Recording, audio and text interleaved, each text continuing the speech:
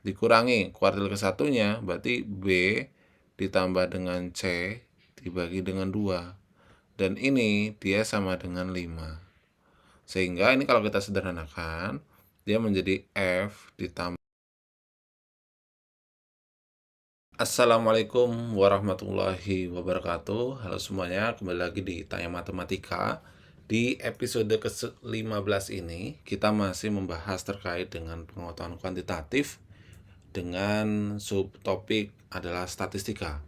Oke, langsung saja. Jadi diketahui jangkauan dan rata-rata nilai ujian 8 siswa adalah 8. Jika median data tersebut adalah 8 dan selisih antara kuartil ke-1 dan ke-3 adalah 5, maka jumlah dua nilai ujian tertingginya adalah berapa? Nah, jika ada permasalahan seperti ini, maka langkah pertama yang harus kita lakukan, kita misalkan terlebih dahulu ya nilai-nilai ujiannya. Dimisalkannya pun menggunakan huruf gitu ya. Misalkan A, kemudian B, kemudian C, D gitu ya. E, F, G, H. Baru kita satu-satu di sini. Diketahui bahwa jangkauannya 8. Yang kita tahu jangkauan itu apa sih? Jangkauan itu adalah selisih nilai maksimum dengan nilai minimum. Kalau di sini maksimumnya adalah H, minimumnya adalah A.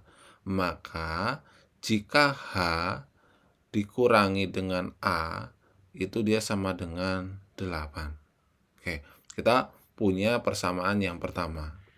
Kemudian berikutnya, mediannya dia sama dengan 8. Kalau kita perhatikan di sini median itu dia terletak antara D dan E. Maka kalau D ditambah dengan E dibagi dengan 2 dia sama dengan 8. Atau D ditambah dengan E dia sama dengan 16. Itu. Kemudian berikutnya, kuartil, selisih kuartil ke-1 dan ke-3. Kuartil 1 itu di mana? Kuartil 1 itu antara B dan C, gitu ya. Kuartil 3 antara F dan G. Nah, selisih Q3 dan Q1 itu dia sama dengan 5. Maka kita dapat tuliskan kuartil 3-nya sendiri bisa dicari dengan cara F ditambah dengan G dibagi dengan 2 dikurangi kuartil ke-1-nya, berarti B ditambah dengan C dibagi dengan 2. Dan ini dia sama dengan 5. Sehingga ini kalau kita sederhanakan, dia menjadi F ditambah dengan G gitu ya, dikurangi dengan B ditambah dengan C, itu dia sama dengan 10 gitu. Nah, kemudian yang terakhir di sini diketahui rata-ratanya adalah 8.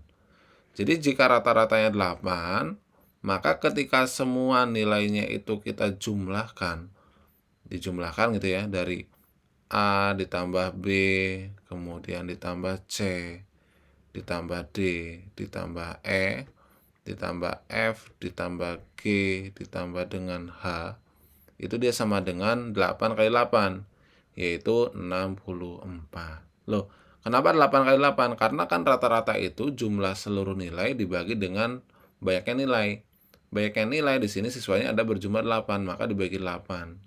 Dan 8 ini jadi pengali gitu ya. Dikalikan dengan rata-ratanya, makanya 64. Nah, karena yang ditanyakan itu adalah FGH, maka sekarang kita bisa mencari nilai-nilainya dari F, G maupun H. Bagaimana caranya? Nah, kalau kita perhatikan untuk persamaan yang pertama di sini, H min A itu dia sama dengan 8.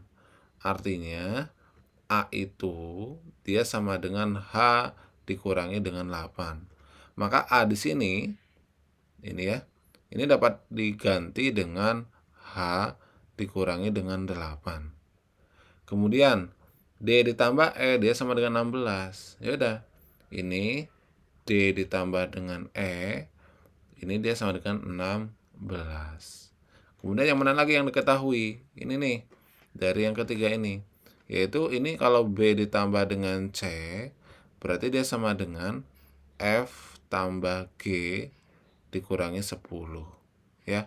Maka B tambah C di sini nih, ini bisa kita tuliskan dia menjadi F tambah G kurangi 10. Ini itu ya. Kemudian tinggal kita jumlahkan semuanya. Berarti 2F itu ya hasilnya. 2F kemudian ditambah dengan 2G gitu ya. Kemudian ditambah dengan 2H. Kemudian min 8, min 10, 16 itu jadinya adalah min 2. Ini dia sama dengan 64. Sehingga kalau 2F ditambah dengan 2G ditambah dengan 2H itu dia sama dengan berapa? 66 gitu ya.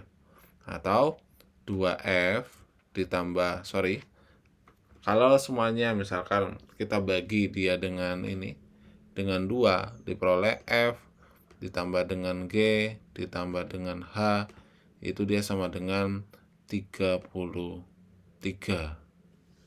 Sehingga kalau kita perhatikan berapa sih nilai FGH yang mungkin gitu ya.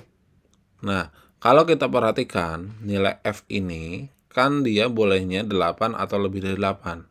Kenapa? Karena kan medianya tadi 8. Kalau median 8 itu ada kemungkinan D-nya 8 dan E-nya 8. Maka F terkecil ini yang bisa adalah 8. Nah, misalkan F-nya itu adalah 8, maka G tambahannya berapa?